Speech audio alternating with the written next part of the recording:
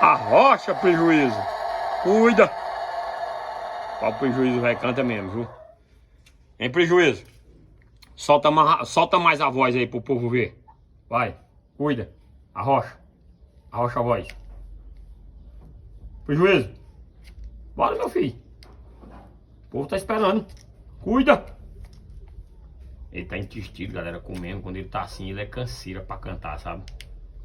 Aí eu peço, ele fica envolvido só comendo e não canta. Vamos ver se ele dá uma cantada pra vocês aí. Vai, arrocha, prejuízo. Cuida, menino. Ele balançou o rabo dizendo que não. Vocês viu?